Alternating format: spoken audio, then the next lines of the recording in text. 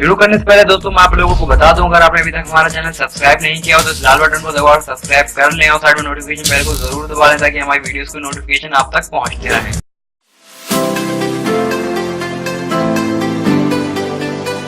Hi, my name is Dr. Shabnam Khan. I am a dentist at Bharath Dental Clinic Jayanagar, Bangalore.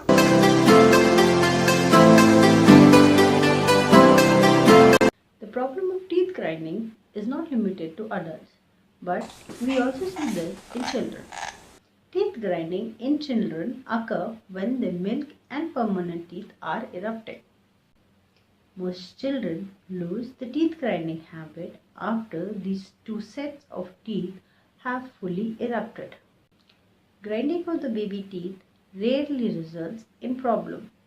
However, teeth grinding can cause jaw pain, headache, wear on the teeth, and TMD.